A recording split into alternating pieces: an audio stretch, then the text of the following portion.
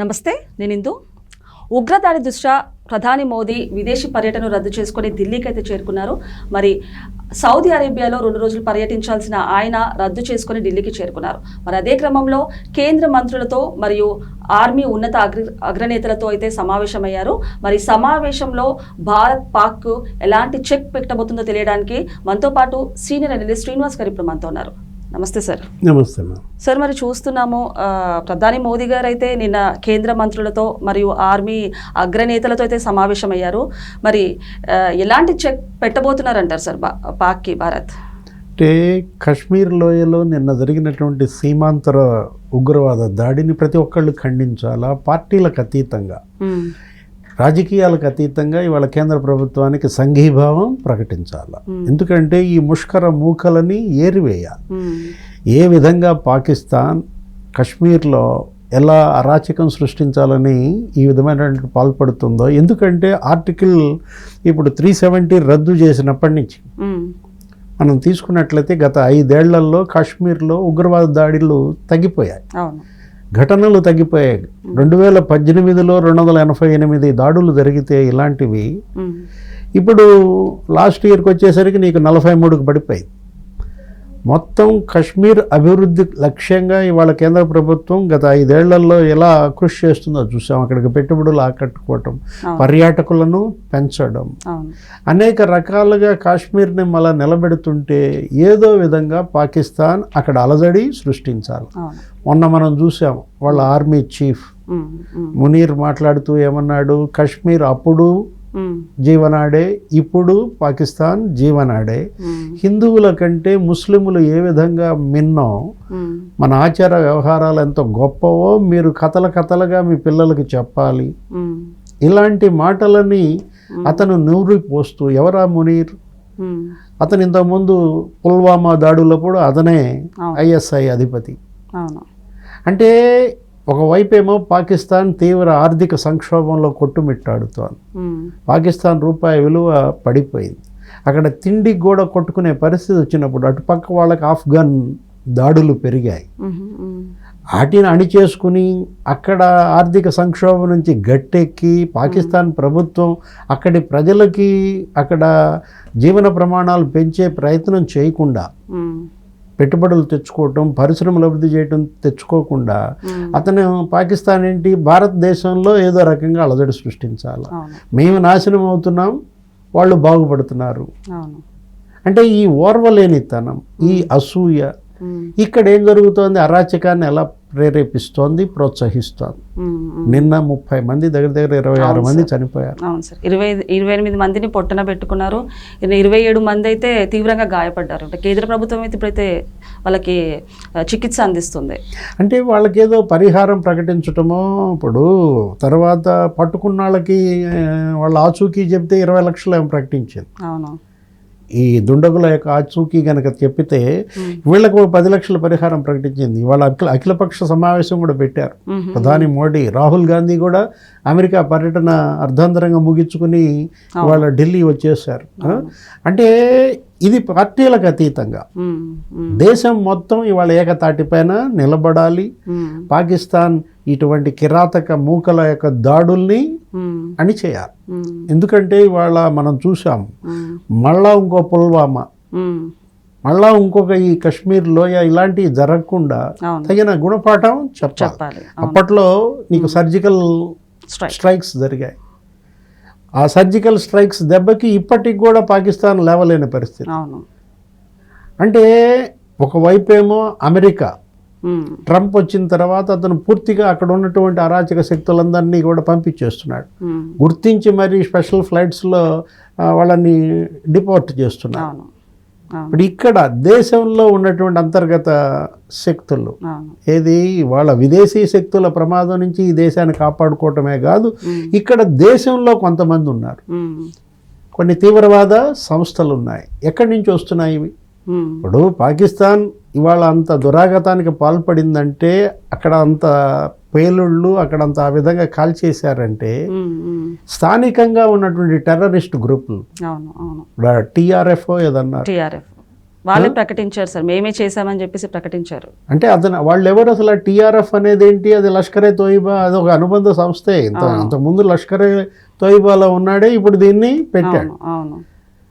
ఎలా ఇక్కడ అస్థిరత్వం సృష్టించాలా, ఇక్కడ కేంద్ర ప్రభుత్వం అభివృద్ధి పైన దృష్టి పెట్టకుండా చేయాలి అంటే, ఇప్పుడు కాశ్మీర్లో ఉన్నటువంటి అక్కడ రాష్ట్ర ప్రభుత్వం కూడా ఇవాళ కేంద్ర ప్రభుత్వంతో కలిసి పనిచేయాలి. ఇప్పుడు ఫరూక్ అబ్దుల్లా కావచ్చు, ఉమర్ అబ్దుల్లా కావచ్చు, వీళ్ళందరూ కూడా అక్కడ విభేదాలు విస్మరించాలి. ఇదేంటి, ఇది బీజేపీ అనో, లేకపోతే నేషనల్ ఫ్రంట్ అనో, లేకపోతే ఇండియా కూటమనో, ఎన్డీఏ కూటమనో, ఇలాంటి ఈ రాజకీయ విభేదాలని పక్కన పెట్టాలి. ఈరోజు మరి ప్రధాని మోడీ కూడా దాన్ని ఉద్దేశించి అఖిలపక్ష సమావేశంలో మాట్లాడబోతున్నారు. ఇంకో కీలక నిర్ణయం కూడా తీసుకున్నారు. అంటే పాకిస్తాన్ పర్యాటకులు కానీ, పాకిస్తాన్ పౌరులు కానీ భారతదేశం వీడి 48 గంటల్లో వీడి వెళ్ళిపోవాలని చెప్పేసి కూడా ఉత్తర్వులు జారీ చేసింది. అంతే అక్కడ దౌత్య సిబ్బందిని కూడా పూర్తిగా వెనకరమ్మని పిలిచేశారు. ఇక్కడ వాళ్ళు కూడా అక్కడికి వెళ్ళిపోతున్న పరిస్థితి. ఎందుకంటే వాళ్ళ ఒక్కరోజే కాశ్మీర్లో నుంచి నీకు పర్యాటకులు వెళ్ళిపోతున్నారు. అవును, సింధు జల సంబంధం కూడా పాకిస్తాన్ భారత్కి ఆపేశారు. ఎందుకంటే ఇంకా వాటన్నిటిని కూడా గౌరవించాల్సిన అవసరం లేదన్న. సో మరి పాక్కి నీటి సరఫరా ఇబ్బందులు మొదలవుతాయంటారా సార్? దీనికి అంటే వాళ్ళు ఇప్పుడు ఆల్రెడీ స్ట్రగుల్లో ఉన్నారు. ఇప్పటికే అక్కడ ఆర్థిక సంక్షోభం ఏది పూర్తిగా అక్కడ పాకిస్తాన్ అంతా కూడా అంతర్గతంగా నీకు అక్కడ అసలు మరి సివిల్ వార్ కూడా వచ్చేటువంటి అవకాశం ఉంది. అక్కడ పౌరులే ఇక్కడ ప్రభుత్వంపై యుద్ధం ప్రకటించే రోజు త్వరలోనే ఉందన్నమాట. అంతగా అక్కడ ప్రభుత్వం విఫలం చెందినప్పుడు మరోవైపు ఇప్పుడేంటి, ముందు మన సరిహద్దులను కాపాడుకోవాలి. వాళ్ళ కాశ్మీర్ అనేది ఏంటి, భారతదేశానికే అది మణిమకుటం, అదొక కీర్తి కిరీటం, దాన్ని కాపాడుకోవాలి. అంతేకాదు ఇక్కడ ఉన్నటువంటి అంతర్గత తీవ్రవాద శక్తుల పైన ఉక్కుపాదం మోపాలి. ఎవరైతే ఈ టీఆర్ఎఫ్తో కలిసి పనిచేస్తున్నారో, కాశ్మీర్లో యువత ఉపాధి కోసం దగ్గర ఒక 60,000 కోట్లు ఖర్చు పెడుతోంది.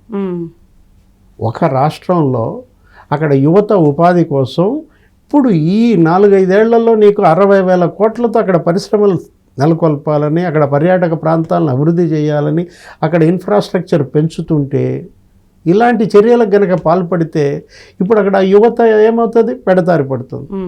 ఇప్పుడు వాళ్ళకి ఎందుకు ఉపాధి కల్పిస్తున్నారు, వాళ్ళల్లో అక్కడ స్థానికంగా ఎంప్లాయ్మెంట్ ప్రోత్సహిస్తోంది. ఎందుకంటే వీళ్ళ ఉచ్చులో పడకుండా ఉగ్రవాదం వైపు వాళ్ళు ఆకర్షితులు కాకుండా.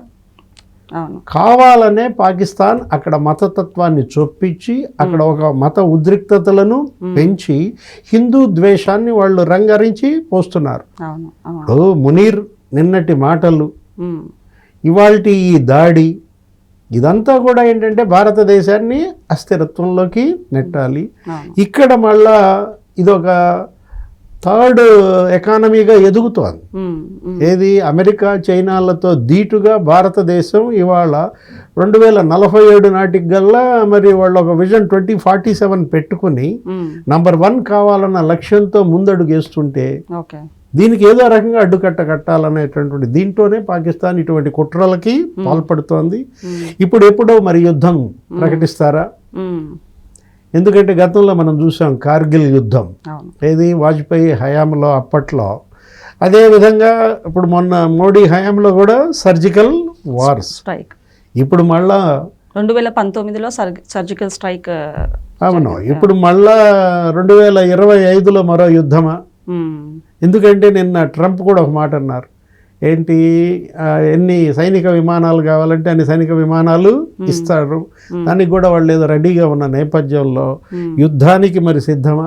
ఇప్పుడు కరెక్ట్గా మోడీ విదేశాల్లో ఉన్నప్పుడు ఏంటి, కరెక్ట్గా ఇక్కడ అమెరికా ఉపాధ్యక్షుడు వాన్స్ పర్యటిస్తున్నప్పుడు ఈ దాడి జరిగిందంటే వాళ్ళంతా కూడా ప్రీప్లాన్డ్గా కావాలనే ఇక్కడ అమెరికా భారత్ మధ్య సంబంధాలని విచ్ఛిన్నం చేయాలన్న కుట్ర కోణం కూడా ఇందులో ఉంది.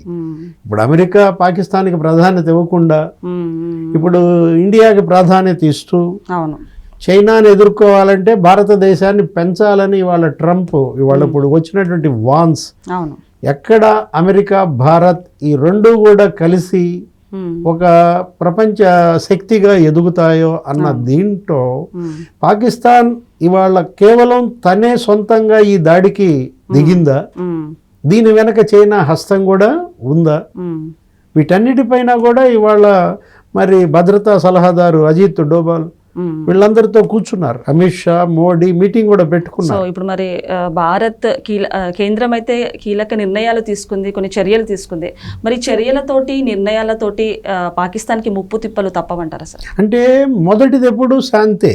భారతదేశం ఎప్పుడు కూడా అప్పుడు జవహర్లాల్ నెహ్రూ హయాంలో అయినా ఇప్పుడైనా కయ్యానికి కాలు దువ్వం. కానీ అవతలాడు గనక వచ్చి గనక మన మీద దాడి చేస్తే మాత్రం సహించాలి. ఎదురు దాడి తప్పదన్నమాట. ఇప్పుడు ఎదురు దాడికి మరి పాక్ సిద్ధపడగలదా? యుద్ధం జరుగుతుందా? ఇప్పుడు యుద్ధం గనక వస్తే మొన్న మనం చూసాం రష్యా ఉక్రెయిన్, ఆ యుద్ధం యొక్క ఉత్పాతం ఇప్పటికీ తగ్గలేదు. దానివల్ల జరుగుతున్నటువంటి దుష్పరిణామాలు అనేకం. పెట్రోల్ డీజిల్ ప్రైస్ పెరగటం కానీ, ఇవాళ నిత్యావసర వస్తువుల ధరలు పెరగటం కానీ, ఆ యుద్ధం వల్ల రష్యా బాగుకున్నది లేదు, ఉక్రెయిన్ బాగుకున్నది లేదు. రెండు నష్టపోవటం తప్ప. ఆ రెండు దేశాలు యుద్ధంలో నష్టపోయాయి. మిగతా ప్రపంచ దేశాలకు అదొక వ్యాపారంగా వినోదంగా మారింది. ఫలితంగా ప్రపంచ ప్రజల జీవన ప్రమాణాలు పడిపోయాయి. రెండు దేశాలే కాదు, వాళ్ళ యొక్క యుద్ధ నష్టం మిగతా దేశాలు కూడా అనుభవించాల్సిన పరిస్థితి. ఎందుకంటే ఈ పెట్రోల్ డీజిల్ ప్రైస్ హైక్ వల్ల. ఇప్పుడు మళ్ళా భారత్ పాకిస్తాన్ యుద్ధం తప్పదా? అదే కనుక జరిగితే. ప్రధాని గారు అయితే బీహార్ పర్యటన కూడా చేస్తున్నారు. మరి ఇందులో పాకిస్తాన్కి ఈ ప్రధాని మోడీ టూర్లో పాకిస్తాన్కి కౌంటర్ ఇవ్వబోతున్నారంటారా? అంటే ఒక బీహార్ పర్యటనలోనే కాదు, ఎట్టి పరిస్థితుల్లో పాకిస్తాన్ పట్ల భారత్ ఉపేక్షించే ప్రసక్తే లేదు. కాకపోతే ఈ దాడి ఇంతటితో ఆగుద్దా? ఇంకా ఏమన్నా ఇలాంటి సంఘటనలు కొన్నిటికి పురిగొల్పుతుందా? మరో సర్జికల్ వార్ తప్పదా? ఓకే సార్, నమస్తే సార్.